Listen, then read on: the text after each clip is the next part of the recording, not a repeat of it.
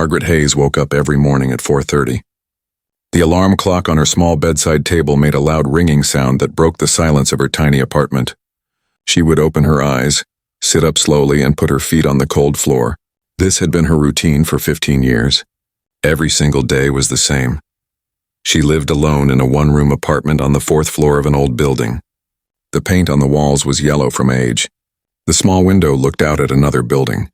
There was a narrow bed, a wooden chair, a table, and a kitchen counter with a hot plate. Margaret did not need much.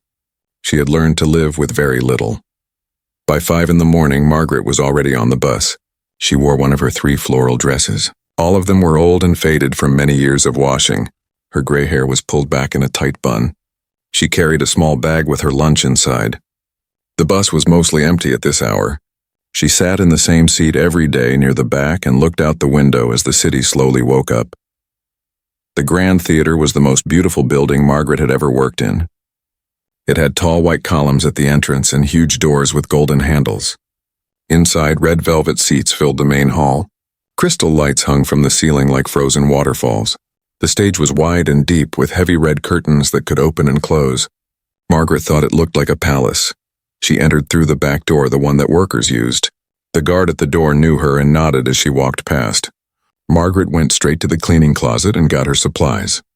A mop, a bucket, cleaning liquids, and dust cloths. She had cleaned this theater so many times that she could do it with her eyes closed. Every morning, Margaret started with the lobby. She swept the floors and polished the golden railings on the stairs. Then she moved to the main hall where the audience sat. She wiped down every seat row by row. The velvet was soft under her hands. Sometimes she would stop and look at the empty stage. She would imagine what it felt like to stand there under the lights with hundreds of people watching. But those thoughts never lasted long. Margaret would shake her head and go back to work. She was a cleaning woman. That was her job. That was her life now. The performers started arriving around 9 in the morning. Margaret would see them walk through the halls, talking and laughing. They wore nice clothes and carried expensive bags. The women had perfect hair and makeup. The men wore suits or fashionable jackets. They all looked confident and important. Margaret made herself invisible. She kept her head down and moved quietly. When someone walked toward her, she stepped aside. When groups of performers stood talking in the hallway, she cleaned around them. Most of them never even looked at her. To them, she was just part of the furniture, just another thing in the building that they did not need to notice. Robert Morrison was the theater manager. He was a tall man with white hair and kind eyes. He had hired Margaret 15 years ago when she desperately needed a job. He was one of the few people who actually spoke to her like she was a real person. "Good morning, Margaret," he would say when he saw her. "Good morning, Mr. Morrison," she would reply quietly. He never asked her personal questions. He did not know about her past. But sometimes Margaret caught him looking at her with a strange expression, like he was curious about something but did not want to be rude by asking. On a Tuesday morning in early September, everything changed. Margaret was cleaning the registration desk in the front lobby when she saw Robert Morrison putting up a large poster on the wall. The poster was bright red with gold letters. It said, "Grand Theater Talent Competition, open to all, grand prize $50,000. Margaret stopped mopping and stared at the poster. $50,000 was more money than she could imagine.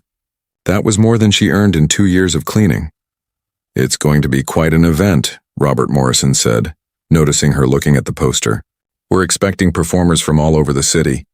Singers, dancers, musicians, all kinds of talent. The finals will be held on the main stage and we'll even have television cameras." Margaret nodded but said nothing. She went back to her mopping, but her mind was somewhere else. For the next few days, the theater was full of excitement. Performers talked about nothing except the competition. Margaret heard them discussing what they would perform, what they would wear, and how they would spend the prize money when they won. A woman named Sarah Chen seemed to be everyone's favorite. She was a professional opera singer with a beautiful voice and years of training. Margaret had heard her practice many times. Sarah had long black hair and always wore elegant dresses. She walked with her head high and spoke with confidence.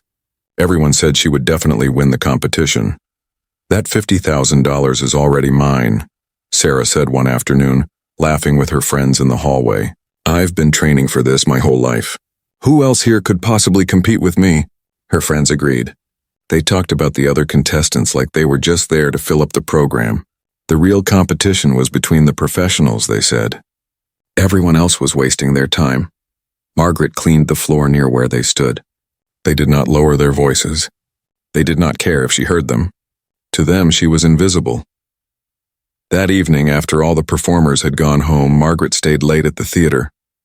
She told herself she was just finishing her cleaning work. But that was not the whole truth. She walked slowly to the main hall and stood at the back, looking at the empty stage. The crystal lights were turned down low. The red curtains were closed. The hundreds of empty seats seemed to wait for something. Margaret walked down the center aisle, her footsteps making soft sounds on the carpet. She climbed the small stairs on the side of the stage and stepped onto the wooden floor. She stood in the center where the spotlight would shine.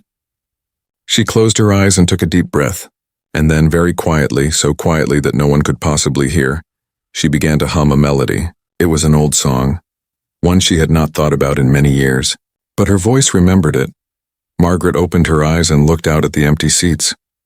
For just a moment she let herself imagine. What if she could stand here again? What if she could sing, really sing the way she used to? What if people could hear her and know that she was more than just a cleaning woman? The thought was scary and exciting at the same time.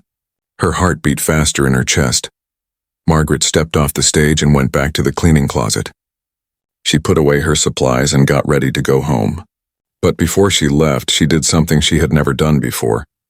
She went to the registration desk and looked at the stack of application forms for the competition.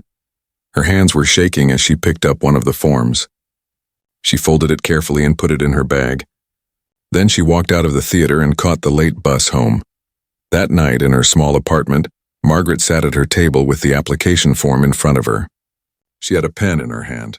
For a long time, she just stared at the empty spaces where she was supposed to write her name and information. A voice in her head told her this was stupid. She was 47 years old. She was a cleaning woman. She had not performed in front of people for 30 years. Who did she think she was? People would laugh at her. She would embarrass herself. But another voice, quieter and deeper, said something different. It said that she had a gift once. It said that some things do not die just because you bury them.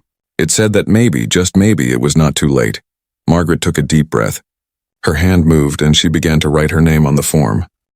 The next morning, Margaret arrived at the theater earlier than usual.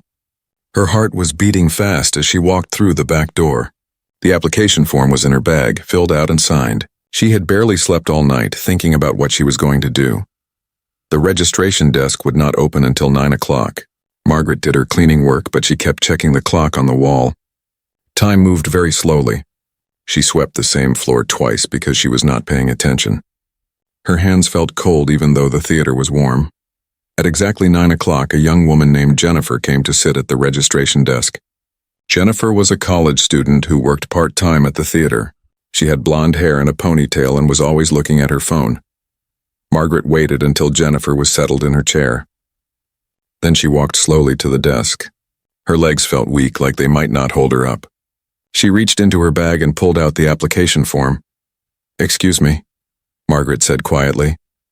Jennifer looked up from her phone, surprised to see the cleaning woman standing there. "Yes, can I help you?" Margaret put the form on the desk. Her hand was shaking. "I want to enter the competition." Jennifer stared at her for a moment. Then she looked down at the form. She picked it up and read it. Her eyebrows went up. "You want to compete? In the talent competition?" "Yes," Margaret said. Jennifer did not say anything else, but Margaret could see something change in her face. She was trying not to smile. "Okay," Jennifer said, typing something into her computer. "You're all registered. You'll get an email with more information about rehearsal times and the performance schedule." "Thank you," Margaret said. She turned and walked away quickly. Her face felt hot. She knew Jennifer thought it was funny. She knew what would happen next. Margaret was right. By lunchtime, everyone in the theater knew that the cleaning woman had entered the competition. "Did you hear?" Margaret heard someone say as she cleaned the hallway. Margaret signed up to compete. "Can you believe it? The cleaning lady?" "You're joking. I'm serious. Jennifer told me this morning. She actually filled out an application. Oh my God, that's hilarious. What is she going to do? Mop the stage while singing?" The person laughed. Margaret kept her head down and kept cleaning. She pretended she could not hear them, but she heard everything. For the next few days, she heard all the jokes and all the whispers. In the hallways, in the dressing rooms, in the cafeteria, people talked about her. Most of them had never noticed her before. Now suddenly everyone knew who she was. But not in a good way. Sarah Chen was the worst. She made sure to speak loudly whenever Margaret was nearby. "I heard our cleaning woman thinks she can win $50,000, Sarah said one afternoon. She was standing with 3 other performers in the main lobby. Margaret was cleaning the windows just a few feet away. "Maybe she has a secret talent we don't know about," one of the men said, trying to be nice. "Please," Sarah said, rolling her eyes. "Look at her. She's 40-something years old. She wears the same ugly dress every day and she mops floors for a living. What talent could she possibly have?" The others laughed.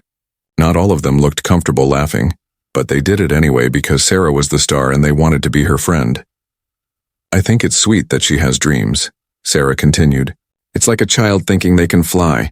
It's cute, but it's also sad because reality is going to hit her very hard. On competition night, she's going to stand on that stage and realize she made a huge mistake. I almost feel sorry for her." But Sarah did not look sorry at all. She looked amused. She looked at Margaret cleaning the window and smiled in a way that was not friendly. Margaret did not react. She finished the window and moved to the next one. Her face showed nothing, but inside her chest felt tight. She wanted to say something. She wanted to tell them they were wrong, but she kept quiet. Robert Morrison watched this happen from his office window. He saw how the performers treated Margaret. He saw the looks they gave her and the way they laughed. It made him angry, but he was not sure what to do about it. One morning he called Margaret into his office. She came in looking worried, like she thought she was in trouble. "Sit down, Margaret," he said gently. She sat on the edge of the chair, her hands folded in her lap. "I heard you entered the competition," Robert said. Margaret nodded. "Yes, sir." "Is that a problem?" "The poster said it was open to all." "It's not a problem at all," Robert said quickly. "You have every right to compete. I just wanted to make sure you know what you're getting into. Some of the performers can be difficult." "I know," Margaret said quietly. "I hear what they say about me." Robert looked at her carefully. "You don't have to do this, you know. If you change your mind, no one would blame you." For a moment, Margaret did not answer. She looked down at her hands. Then she looked up at Robert and said, "I need to do this. I can't explain why, but I need to." There was something in her voice that made Robert stop pushing. He nodded. "All right then. Good luck." "Thank you, Mr. Morrison," Margaret said. She stood up and went back to work. The weeks before the competition were hard for Margaret. Every day she faced the jokes and the stares. People started calling her the cleaning lady contestant like it was her official name. Some performers made a game of guessing what she would do on stage. "Maybe she'll juggle mops," one person suggested, or "do a comedy routine about removing stains," another said. They all thought it was very funny. Margaret heard these conversations almost every day. She said nothing. She just kept working. But something was changing inside her. At first, the mockery made her feel small and stupid. She wondered if she should quit the competition and pretend it never happened. Every night she thought about withdrawing her application, but then slowly the fear started to turn into something else. It turned into determination. Every time someone laughed at her, every time someone made a joke, it made her more sure that she would not quit. She would not give them the satisfaction of being right about her. Margaret started staying late at the theater every evening. After all the performers went home and the building was empty, she would go to the small practice rooms in the basement. These rooms were used by performers to warm up before shows. They had thick walls so the sound would not travel. Margaret would lock the door of one of these rooms. Then for the first time in 30 years she would really sing. Not the quiet humming she did sometimes, real singing with her full voice. At first it was hard. Her voice felt rusty and weak. She could not hit the notes she used to hit easily. Her breath ran out too quickly. She felt frustrated and wondered if she was crazy to think she could do this. But she kept trying. Every night she practiced. Slowly, her voice started to remember what it knew. The rust began to fall away. The notes came easier. The power started to return. Margaret had chosen her song very carefully. It was an aria from an opera called Madame Butterfly. The song was about a woman who waits for her love to return, believing he will come back even though everyone tells her he won't. The woman keeps her faith and her hope alive. Margaret understood this song. She felt every word of it in her bones. As the competition date got closer, the theater became busier. Professional performers came every day to rehearse on the main stage. They practiced with the theater's orchestra. They worked with lighting designers to make sure they looked perfect. They brought in special costumes and props. Margaret watched them from the side of the stage while she cleaned. She saw how confident they were. She saw how much money and time they were spending on their performances. She looked down at her simple navy dress that she had bought at a thrift store for $12. She had no special lights, no costume, no props. She just had her voice. Jennifer, the girl at the registration desk, started a social media post about the competition. She posted photos of the performers rehearsing. She interviewed some of them about what they would perform. The posts got a lot of attention. People were excited about the competition. Then someone asked in the comments, "What about the cleaning lady? Is she really competing?" Jennifer replied, "Yes, Margaret Hayes is registered. Can't wait to see what she does." She added a laughing emoji. The comment got hundreds of replies. People started making jokes and predictions. Most of them were cruel. The posts were shared over and over. Strangers who had never met Margaret were laughing at her. One evening, Margaret saw these posts on the theater's social media page. She was not supposed to use the office computer, but everyone had gone home and she wanted to know what people were saying. She read comment after comment. Why is she even trying? This is going to be so embarrassing. Someone should tell her to drop out before she humiliates herself. I can't wait to see her fail. Margaret sat in the empty office, reading these words from strangers. Her eyes filled with tears. She closed the computer and sat in the dark for a long time. But then she stood up. She dried her eyes. She went down to the practice room in the basement. And she sang her song again, louder and stronger than before. Let them laugh, she thought. Let them think I am nothing. On that stage, I will show them who I really am. Margaret did not always live in a tiny apartment. She did not always clean floors for a living. There was a time long ago when her life was very different, but that time felt like it belonged to someone else, like a story she had heard about a stranger. Her name used to be Margaret Sullivan. She grew up in a small house with her mother and father. Her father worked at a factory. Her mother took care of the house. They did not have much money, but they were happy. Margaret was their only child, and they loved her very much. When Margaret was 7 years old, her mother took her to church one Sunday. The choir was singing, and Margaret stood listening with her mouth open. The music made her feel something she had never felt before. It was like the sound lifted her up off the ground. When they got home, Margaret started singing the songs she had heard. Her mother stopped washing dishes and turned to look at her daughter. "Where did you learn to sing like that?" her mother asked. "I just listened," Margaret said. Her mother called her father to come listen. Margaret sang for them, and they both stared at her with surprise. Their little daughter had a voice that did not seem possible from such a small person. Margaret's parents could not afford music lessons, but her mother talked to the choir director at church. The director agreed to give Margaret free lessons if she would sing in the children's choir. Margaret went to lessons twice a week and practiced every day at home. Music became the most important thing in her life. By the time Margaret was 16, her voice had developed into something extraordinary. Her high school music teacher told her parents that Margaret had real talent, the kind that could lead to a professional career. The teacher helped Margaret apply to the State Conservatory of Music, a school for serious music students. It was expensive, but Margaret won a scholarship that paid for everything. Margaret's parents cried when she got the acceptance letter. Their daughter was going to do something they had only dreamed about. She was going to have a real career in music. At the conservatory, Margaret studied opera. She learned Italian and German so she could sing songs in those languages. She studied music theory and history. She practiced for hours every day. Her professors said she had a rare mezzo-soprano voice, rich and powerful. They said she was one of the best students they had ever taught. Margaret made friends with other music students. They would practice together and go to concerts together. On weekends, they would sit in coffee shops and talk about their futures. Margaret said she wanted to sing at the Metropolitan Opera in New York. Her friends said she could do it. She believed them. When Margaret was 22 years old and in her final year at the conservatory, she met Thomas Hayes at a friend's party. He was 28, tall and handsome, with dark hair and a smile that made her feel special. He worked as a salesman for a car company. He was not interested in music, but he seemed fascinated by Margaret. Thomas came to hear her sing at a student performance. Afterward, he brought her flowers and told her she was amazing. He started taking her to nice restaurants and buying her small gifts.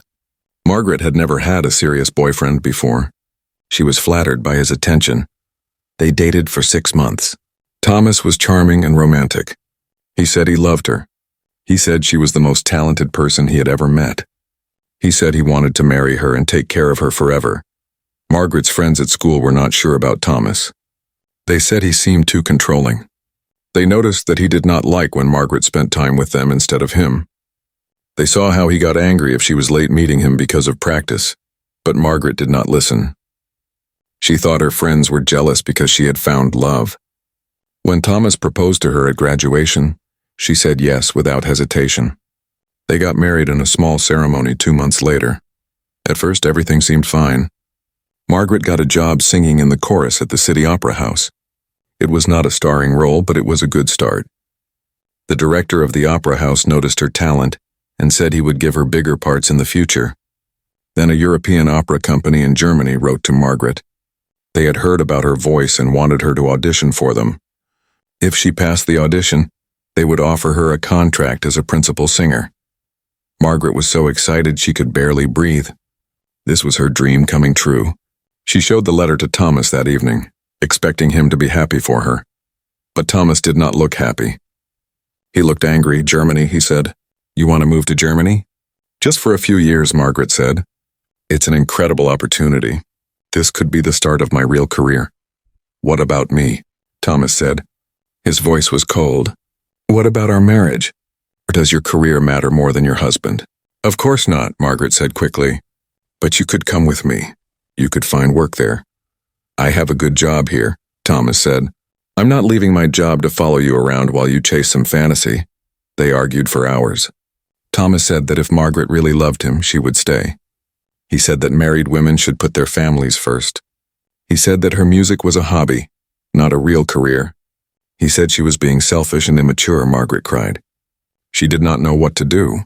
Finally, Thomas held her and apologized for being harsh. He said he was just scared of losing her. He said they could work something out. Margaret believed him.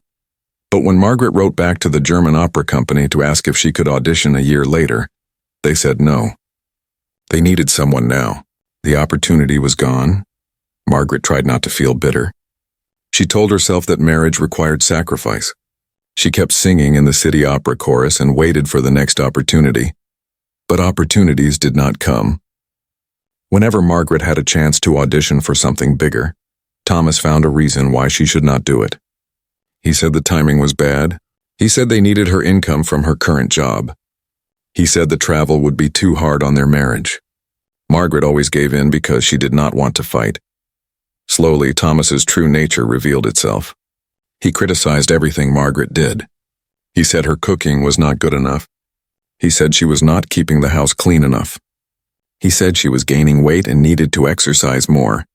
He made her feel like she could never do anything right. When it came to her singing, he was even worse. He said she was not as good as she thought she was. He said her professors had lied to her to be nice. He said she was embarrassing herself by thinking she could have a real career. After a while, Margaret started to believe him. When Margaret was 25, she got pregnant. She and Thomas were both surprised, but Margaret was happy. She thought a baby would make their marriage better. She thought Thomas would be kinder to her. But when Margaret lost the baby at 3 months, Thomas barely seemed to care. He said it was probably for the best because they were not ready anyway. Margaret was heartbroken. She stopped singing for several months because every time she tried, she would start crying. 2 years later, Margaret got pregnant again. This time she was more careful. She rested more. She prayed every day that this baby would be healthy. But at 4 months, she lost this baby too. The doctor said sometimes these things just happen. There was no explanation. Margaret fell into a deep sadness. She stopped seeing her friends from the conservatory. She stopped going to concerts. She stopped singing completely. Thomas said she was being dramatic and needed to get over it. He said lots of women lose babies and they do not fall apart like she was doing. Margaret was 32 years old when she finally found the courage to leave Thomas. It happened on a Tuesday afternoon. Thomas came home from work in a bad mood. He started yelling at Margaret about something small. She could not even remember what it was. But then he said something that made everything clear. "You're nothing without me," Thomas said. "You're a failed singer with no career and no children. You're lucky I even stay with you. No one else would want you." Margaret looked at him and suddenly saw him for what he really was. He was not the charming man she had married. He was a cruel person who had spent 10 years making her feel worthless. And she had let him do it. That night, while Thomas was asleep, Margaret packed a small bag with clothes. She took the money she had been hiding in a box in the closet, money she had saved secretly for 2 years. She walked out of the house and never went back. Margaret had nowhere to go. She stayed at a women's shelter for a month while she looked for work. She had not sung professionally in years. She had no recent experience. Most of her old contacts from the conservatory had moved on with their lives. She applied for dozens of jobs and got rejected from all of them. Finally, she saw a help wanted sign at the Grand Theater. They needed someone for cleaning and maintenance. The pay was not good, but it was something. Margaret applied and got the job. Robert Morrison, the theater manager, hired her even though she had no cleaning experience. He said she seemed like a hard worker, and that was what mattered. Margaret told herself it was just temporary. She told herself she would get back to singing eventually. But days turned into weeks, weeks turned into months, and months turned into years. The longer she worked as a cleaning woman, the harder it became to remember that she used to be anything else. For 15 years, Margaret cleaned that theater. She walked past the posters of famous singers on the walls. She listened to rehearsals from backstage. The day of the competition arrived with cold autumn rain. Margaret woke up at her usual time, 4:30 in the morning, even though she did not have to clean the theater that day. She could not sleep anyway. Her heart had been racing all night with nervousness and excitement. She sat at her small table and drank tea while looking out the window at the dark sky. Today was the day. After weeks of mockery and whispers and jokes, today she would finally show everyone what she could do. Or she would fail and prove them all right. Both possibilities seemed equally real. Margaret took a long shower and washed her hair carefully. She dried it and brushed it until it was smooth. Instead of pulling it back in her usual tight bun, she let it hang loose around her shoulders. She looked at herself in the small mirror on her bathroom wall. When was the last time she had worn her hair down? She could not remember. The navy blue dress was hanging on the back of her door. She had bought it at a thrift store 3 weeks ago. It was simple but clean and neat. It had long sleeves and came down to her knees. Nothing fancy, but it was the nicest dress Margaret had owned in years. She put it on and looked at herself again in the mirror. She looked like an ordinary middle-aged woman. Her face had lines around the eyes and mouth. Her hair was more gray than brown. She was not beautiful or glamorous. She looked exactly like what she was, someone who had worked hard her whole life, and it showed. Margaret had thought about buying makeup or getting her hair colored. Other contestants would be wearing elaborate costumes and professional makeup, but she had decided against it. She would go as herself. If people could not accept that, then so be it. The competition was scheduled to start at 7 in the evening. Margaret arrived at the theater at 5 o'clock. She came in through the front door instead of the back door, which felt strange. The lobby was full of people rushing around, carrying equipment and checking lists. Television crews were setting up cameras and lights. Margaret saw Jennifer at the registration desk checking in performers. Jennifer looked up and saw Margaret standing there. Her eyes went wide with surprise, like she had not really believed Margaret would show up. "Oh," Jennifer said. "You're here." "Yes," Margaret said quietly. Jennifer looked down at her list. "Margaret Hayes, you're number 18 out of 20 performers. The waiting area for contestants is through that door and down the hall to the left. Someone will call you when it's time for you to go on stage."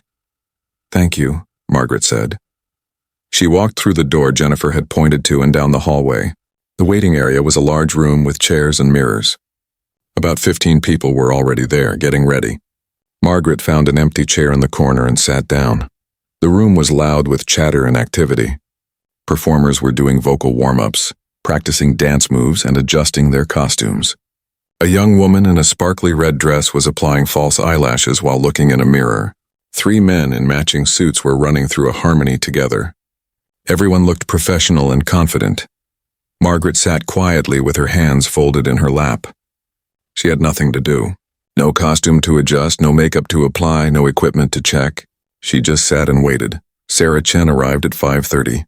She made a dramatic entrance wearing a long emerald green gown that must have cost hundreds of dollars. Her hair was styled in an elaborate updo with small crystals woven through it. Her makeup was perfect. She looked like she was already a star. "Darlings," Sarah called out to the other performers. Several people rushed over to greet her. They told her how beautiful she looked. They said she was definitely going to win. Sarah smiled and accepted their compliments like they were her natural right. Then Sarah's eyes scanned the room and landed on Margaret sitting in the corner. Sarah's perfectly shaped eyebrows went up. She walked over, her gown rustling as she moved. "Well, well," Sarah said loudly so everyone could hear. "The cleaning lady actually showed up. I honestly thought you would come to your senses and withdraw." Margaret looked up at her but said nothing. "What are you going to perform?" Sarah asked. "Please tell me. I'm dying to know." "I'm going to sing," Margaret said quietly. "Sing?" Sarah laughed. "Sing what? Do you even have training? Have you ever performed before?" Margaret did not answer. She looked back down at her hands. "This is going to be a disaster," Sarah said, shaking her head. She walked away laughing. Several other performers were smiling. Some looked uncomfortable, but no one said anything to defend Margaret. A young man who had been standing nearby came over after Sarah left. He had kind eyes and was holding a violin case. "Don't listen to her," he said quietly to Margaret. "She's mean to everyone. Good luck tonight." "Thank you," Margaret said, surprised by his kindness. At 6:30, a stage manager came into the waiting room. He was a short man with a clipboard and a headset. "Okay, everyone, listen up," he called out. "The audience is starting to arrive. We'll begin at exactly 7 o'clock. I'll call you in order. When I call your number, you'll go to the side stage area and wait there. When the performer before you finishes, you'll go on. You'll have about 30 seconds to get to your position on stage. Any questions?" No one had questions. The room got quieter as the reality of what they were about to do set in. Even the most confident performers looked nervous now. At 6:45, they could hear the audience filling the theater. The sound of hundreds of voices talking and laughing came through the walls. Margaret's hands felt cold. Her heart was beating so fast she thought everyone must be able to hear it. At exactly 7 o'clock, the lights in the waiting room dimmed. They could hear the host's voice over the sound system, welcoming everyone to the Grand Theater Talent Competition. The audience applauded. The show had begun. The first performer was called. Then the second. Then the third. One by one, the contestants left the waiting room. Some came back looking happy. Others came back looking disappointed. Through the walls, they could hear applause after each performance. Sometimes the applause was loud and long. Sometimes it was polite and brief. Margaret watched the clock on the wall.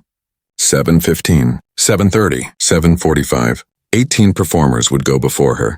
She would not perform until late in the show when the audience was tired and the judges had already seen almost everything. Sarah Chen was performer number 7. When her name was called, she stood up and smoothed her gown. "Time to show them how it's really done," she said. She walked out with her head high. Margaret and the remaining performers heard Sarah's performance through the sound system. She sang an opera piece in Italian, her voice clear and powerful and technically perfect. When she finished, the audience exploded with applause. It went on and on. Many people gave her a standing ovation. Sarah came back to the waiting room with a huge smile on her face. "Well, that's that," she said. "Good luck to the rest of you, but I think we all know who won." The other performers congratulated her. Even the ones who had not performed yet looked defeated. How could anyone compete with that? The performances continued. A jazz trio played a complicated arrangement. A contemporary dance group performed with high energy. The teenage boy with the violin played a classical piece with impressive technique. Each performance was good. The competition was fierce. Margaret sat in her corner and watched them all leave and return.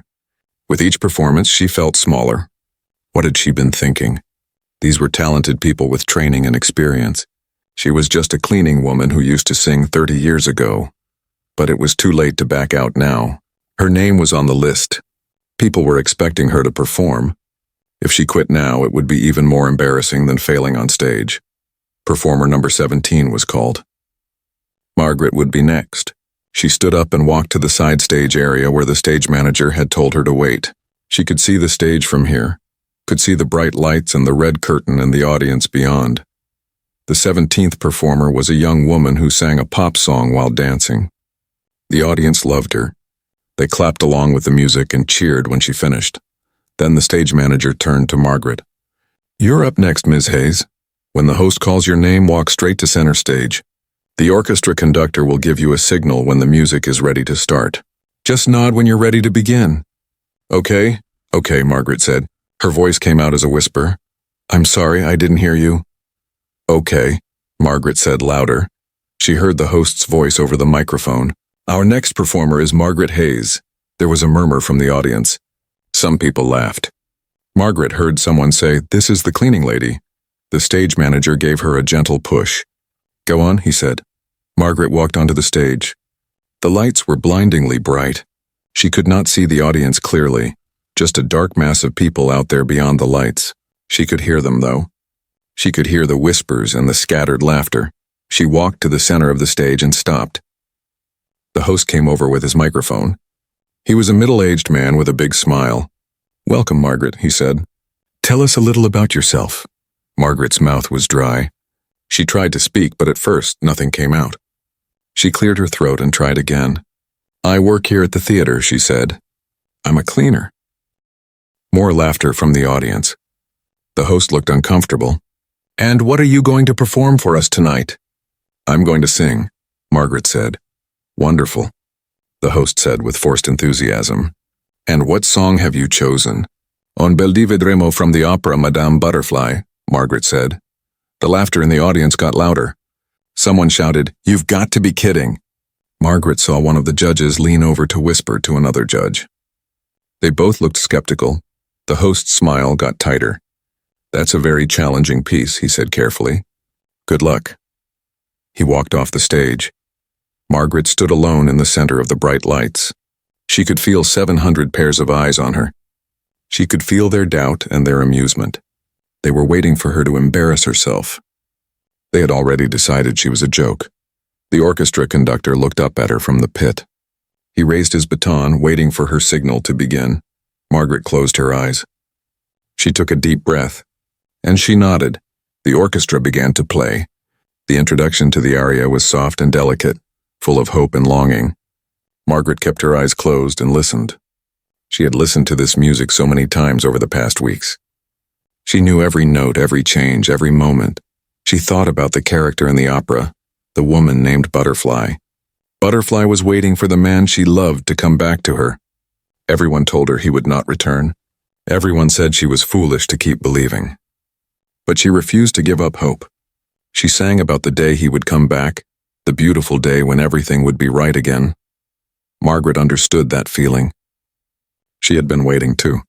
Not for a man, but for herself. For the person she used to be. For the voice she thought she had lost forever. The moment came. The orchestra held a long note, waiting for her to begin. In the audience, someone coughed. Another person whispered to their neighbor. They were still not taking her seriously. Margaret opened her eyes. She opened her mouth. And she began to sing. The first note that came out of her was pure and clear and filled with such beauty that the theater seemed to stop breathing. The whispers died instantly. The coughing stopped. Every person in that audience froze. Margaret sang the opening phrase, her voice rising and falling with perfect control. This was not the voice of an amateur. This was not the voice of someone who had no training. This was the voice of a true artist, aged and deepened by 30 years of life and pain and silent longing. In the judges section, all three judges sat up straight in their chairs. Their faces showed shock. One judge dropped her pen. Another leaned forward with his mouth slightly open. The third judge closed her eyes, listening with complete attention. In the audience, the woman who had laughed earlier stopped smiling. The man who had made the joke looked confused, like he could not understand what he was hearing. A young girl in the front row reached for her mother's hand. Margaret sang about the beautiful day when her love would return. Her voice carried hope and faith and determination. Every word was in Italian, but everyone understood the feeling behind them. It was the feeling of refusing to give up. The feeling of holding on to a dream when the whole world tells you to let it go. Backstage, Sarah Chen stood frozen, staring at the monitor that showed the stage. Her face had gone pale. The other performers gathered around the monitor, watching in disbelief. This was not supposed to be happening. The cleaning lady was not supposed to be good. She was supposed to be a joke. But there was nothing funny about what they were hearing. This was not just good singing. This was extraordinary singing. In the lighting booth above the audience, the technician slowly adjusted the spotlight to focus more intensely on Margaret. She deserved to be seen as well as heard.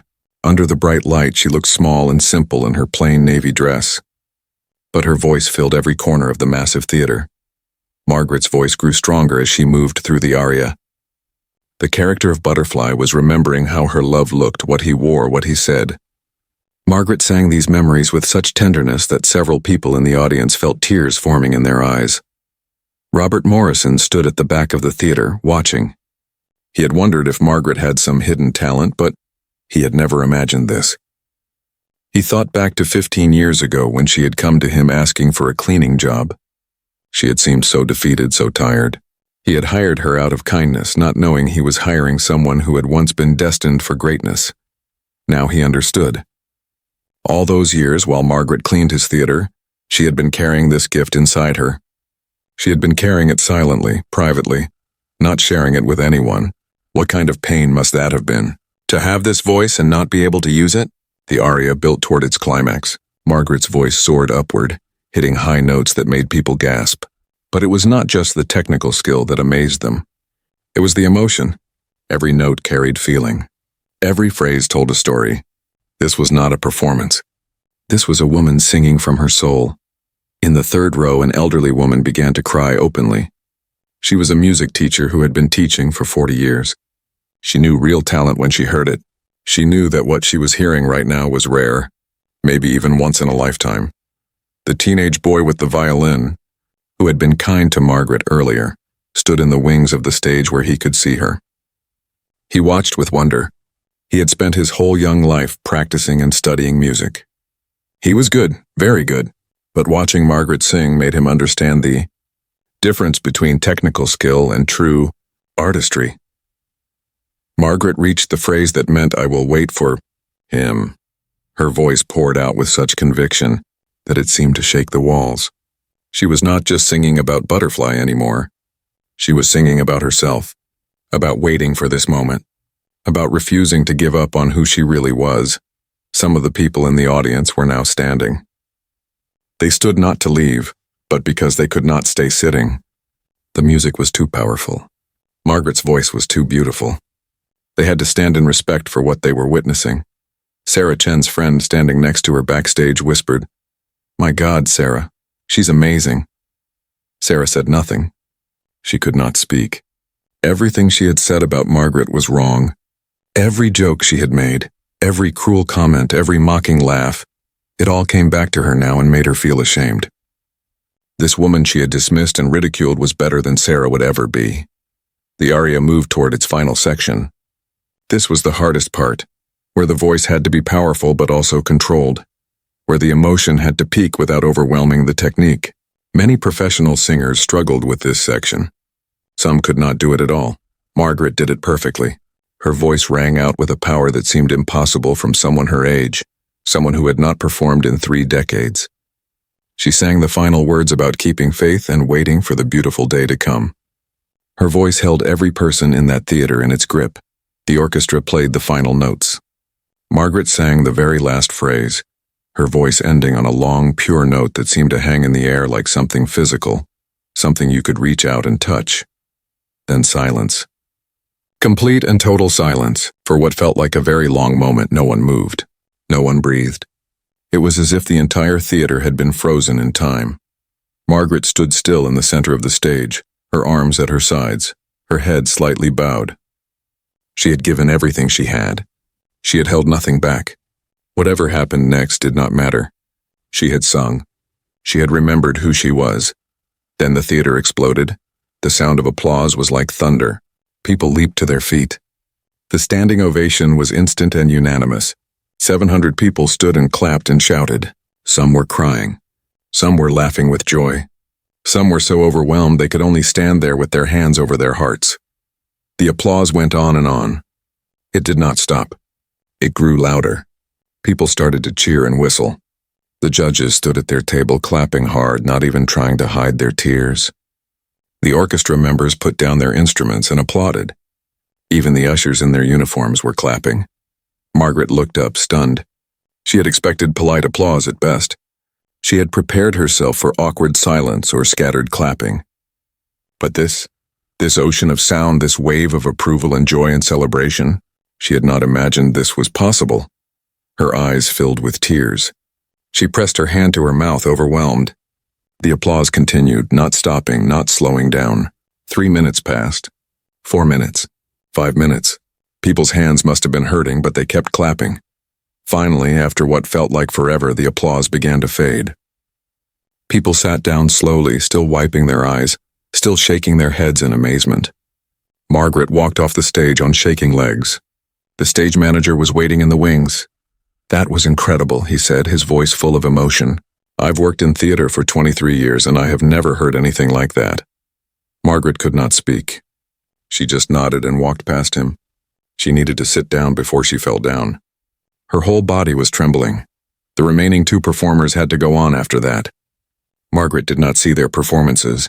She sat in the corner of the waiting room with her eyes closed, still feeling the echo of the music in her bones. The applause still rang in her ears.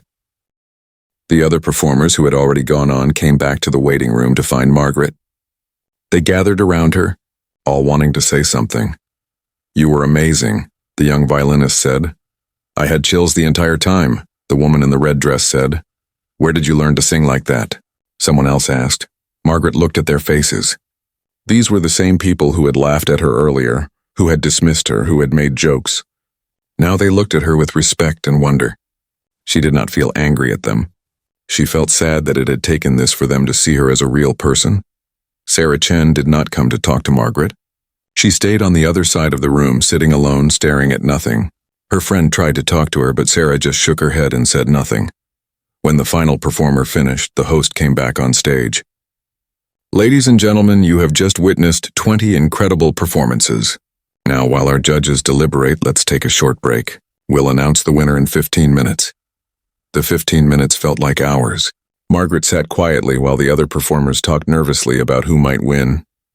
No one even mentioned their own performances anymore. They all knew who had won. The host returned to the stage after 15 minutes. All 20 performers were called to stand on stage together. Margaret walked out with the others, feeling strange and dreamlike. The bright lights that had seemed so harsh before now felt warm. The audience that had laughed at her now looked at her with respect. The 3 judges sat at their table in front of the stage. They were a famous opera director, a music professor from the university, and a retired Broadway performer. All 3 had serious expressions on their faces. The host spoke into his microphone. "What an incredible evening we've had. Before we announce the winner, let's hear from our judges.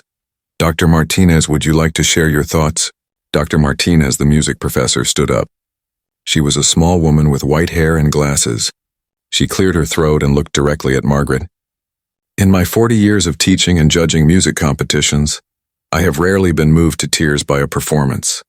Tonight," I cried. One performance stood out not just for its technical excellence, which was remarkable, but for its emotional truth. Music is not just about hitting the right notes. It's about touching people's hearts. Tonight someone did that in a way I will never forget. She sat down. The audience applauded. Many people looked at Margaret. They knew who Dr. Martinez was talking about. The opera director, Mr. Chen, spoke next. He was an older man with a commanding presence. "I've directed some of the greatest singers in the world. I know what true talent sounds like.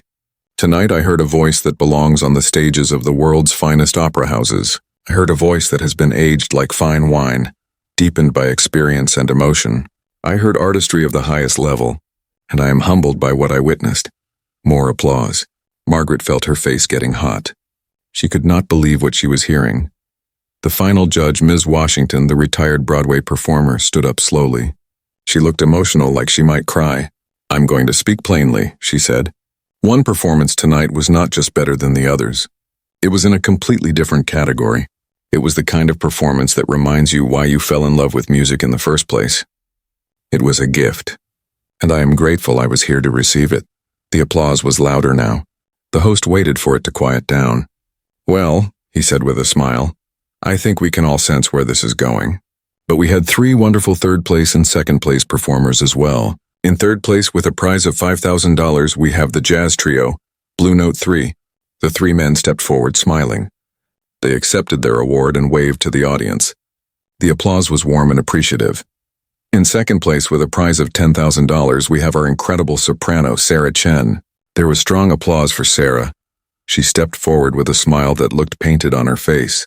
She accepted her award graciously, thanked the judges, and stepped back. But Margaret could see Sarah's hands shaking. Second place was good. Second place was an achievement. But Sarah had been so certain she would win. She had been so confident. Now she had to stand on stage and watch someone else receive first place. The host paused dramatically. And now the moment we've all been waiting for. The winner of the Grand Theater Talent Competition and the recipient of $50,000 is Margaret Hayes. The theater exploded with sound again. The standing ovation was even bigger than after her performance. People screamed and cheered. Some were crying again. The judges stood and applauded. The other performers on stage, even Sarah, clapped politely. Margaret stood frozen for a moment, unable to believe this was real. The host had to gently take her arm and guide her forward. He handed her an envelope with a check inside. Someone else brought out a large bouquet of flowers. Margaret held them both, not knowing what to do. The host held up his hand for quiet. "Margaret," he said, "tell us how you're feeling right now." Margaret looked at the microphone. She looked out at all the faces in the audience. She thought about everything that had led to this moment. The dreams of her youth, the years of silence, the mockery of the past weeks, the fear she had felt just an hour ago. All of it had brought her here. "I feel like I can breathe again," Margaret said quietly. Her voice broke. "For a very long time I could not breathe. Tonight I remembered how." The audience applauded again. Many people were crying now, moved by her simple honesty. The host looked like he wanted to ask more questions, but Robert Morrison appeared at the side of the stage. He was signaling that he wanted to speak. The host looked surprised but handed him the microphone. Robert walked to the center of the stage. He looked at Margaret, then at the audience. "Many of you know me. I've been managing this theater for 25 years. But what you don't know is Margaret's story, and I think it's time everyone heard it." Margaret's eyes went wide. She shook her head slightly, but Robert continued. "Margaret Hayes has worked as a cleaning woman at this theater for 15 years. She arrives before dawn and leaves after dark. She cleans every seat, mops every floor, polishes every railing. Most people barely notice her. But what almost no one knows is that before she came here, Margaret was Margaret Sullivan, a graduate of the State Conservatory of Music. She was one of the most promising young opera singers of her generation." A gasp went through the audience. People started whispering to each other. On stage, the other performers looked shocked. Sarah Chen's mouth fell open. Robert continued. "Life happened to Margaret as it happens to all of us. She faced hardships that would have destroyed most people. She lost her career, her confidence, and her voice. For 30 years, she did not sing. For 15 years, she cleaned the very stage where she once dreamed of performing. And tonight, she finally returned to that stage. Not as a cleaning woman, but as the artist she always was." Robert's voice got emotional. "Margaret Hayes has cleaned this theater with dignity and hard work. But more than that, she has carried her gift inside her all these years, waiting for the right moment to share it again. Tonight, she reminded all of us that talent doesn't disappear. Dreams don't die. And it's never too late to reclaim who you really are." The audience rose to their feet again.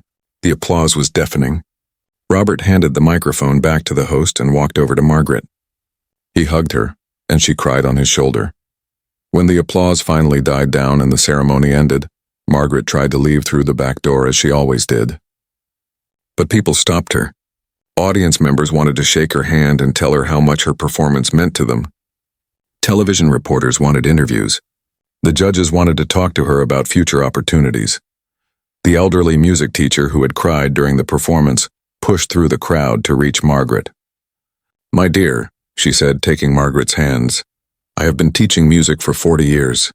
I have never heard anything like what you did tonight. Please tell me you're going to keep singing. Please tell me this isn't the last time." Margaret looked at this stranger who cared so much. "I don't know," she said honestly. I don't know what happens next. What happens next is that you sing, the woman said firmly. The world needs to hear you. Don't let another 30 years go by. Promise me. Margaret nodded, unable to speak. Later that night, after most people had left, Margaret sat alone in the empty theater. She was still wearing her navy blue dress. The flowers and the envelope with the check sat on the seat next to her. She looked at the stage where she had stood just hours ago. Sarah Chen appeared at the end of the row. She stood there for a moment, then slowly walked over and sat down 2 seats away from Margaret. For a long time, neither of them spoke. Finally, Sarah said, I need to apologize.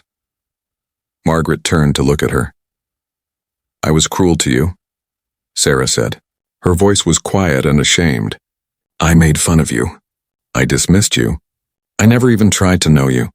I saw your dress and your job and your age, and I decided you were nothing.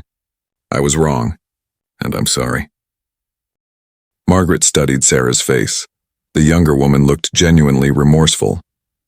Why did you do it? Margaret asked. Why were you so mean? Sarah was quiet for a moment. I was afraid, she finally said. My whole life is singing. It's all I have.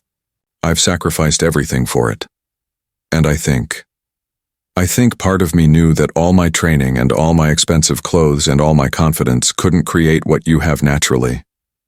I was afraid that I'm not as good as I think I am. So I made myself feel better by putting you down. It was an honest answer. Margaret appreciated that. You are good, Margaret said. You're very good. Your technique is excellent. But it's not enough, is it? Sarah said. Technique isn't enough. You taught me that tonight. Margaret did not know what to say to that. They sat together in silence for a while. What are you going to do now? Sarah asked. With the money? With everything? Margaret looked at the check in the envelope. $50,000. It was more money than she had ever imagined having. She could do so many things with it. She could finally move to a better apartment. She could buy nice clothes. She could travel. But as she thought about it, Margaret realized none of those things were what she really wanted. I think, she said slowly, I'm going to open a music school. A place for people who thought their dreams were over. A place for people who were told they weren't good enough. A place where it's okay to start again, no matter how old you are or how long it's been. Sarah smiled, a real smile this time. That's a beautiful idea. And I'll probably still work here, Margaret added. I like this theater, it's been my home for a long time. But you won't just be cleaning it anymore, Sarah said. People are going to want to hear you sing. Opera houses are going to call you. Opportunities are going to come. Margaret thought about that. It was exciting and terrifying at the same time. Maybe, she said, but I'm not 22 anymore. I don't need to conquer the world. I just need to remember who I am. Tonight helped me do that. The next morning, Margaret woke up at 4:30 out of habit. But instead of getting ready for work, she sat at her small table and opened her laptop. The video of her performance had been posted online. She clicked on it nervously. The video had been posted only 8 hours ago. It already had 3 million views. The comments went on for pages. Margaret read through them, her eyes filling with tears. This is the most beautiful thing I've ever heard. I'm a 70-year-old man, and I cried like a baby. This woman was mocked and she turned it into triumph. What an inspiration. I gave up on my dreams 20 years ago. This makes me want to try again. Her voice is proof that some gifts never die. They just wait. There were hundreds more comments like these. People from around the world had watched her performance. Many of them shared their own stories of abandoned dreams and lost hopes. Margaret's voice had touched something in them, had reminded them of possibilities they thought were gone. By the end of the week, Margaret had received emails from opera houses in 3 different countries. They wanted her to audition. A recording company wanted to discuss a contract. A documentary filmmaker wanted to tell her story. Margaret was overwhelmed by all of it. She had to take time to think about what she wanted. She was not the desperate young woman anymore who needed to prove herself. She was not trying to please anyone or chase fame. She had already won the only thing that mattered. She had found her voice again. Margaret decided to accept a few small performance opportunities. Nothing too big or demanding, just chances to sing, to share her gift, to do what she loved. And she started working on opening her music school. She found a small space to rent. She put up advertisements for students. "It's never too late," the ad said. "Come learn, come sing, come remember who you are." Her first student was a 60-year-old man who had played piano as a young person but gave it up when he got married. Her second student was a 45-year-old woman who had always wanted to learn violin, but had been told she was too old. Her third student was a teenage girl who had been bullied for her singing voice and had stopped singing in public. Margaret worked with each of them patiently, teaching them not just technique but confidence. She told them her story. She showed them that talent can survive anything, even 30 years of silence. Robert Morrison gave Margaret her job back at the theater, but with a new title. She was now the theater's artist in residence and community outreach director. She would still help maintain the theater, but she would also perform occasionally and teach free music classes to people in the neighborhood. One year after the competition, Margaret stood on the stage of the Grand Theater again. This time it was not for a competition. It was for a concert featuring her students. 30 people of all ages performed that night. Some were good, some were still learning. But all of them were there because they had decided it was not too late to try. Margaret sang the final piece of the evening. She sang the same aria from Madame Butterfly, the song about faith and hope and waiting for the beautiful day to come. As she sang, she looked out at the audience and saw Robert Morrison smiling. She saw her students watching with pride. She saw Sarah Chen, who had become a friend, wiping tears from her eyes. The beautiful day had finally come, not the way young Margaret Sullivan had imagined it, but in a way that was richer and deeper and more meaningful. She had been mocked and dismissed.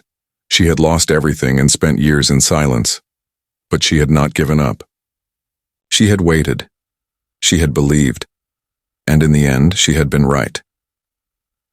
When Margaret took her final bow that night, she thought about the woman who had stood on this same stage a year ago, shaking with fear, expecting to fail. That woman had been brave. That woman had refused to stay silent. That woman had changed everything. Margaret smiled as the applause washed over her. She had not just won a competition, she had won herself back, and that was worth more than any prize.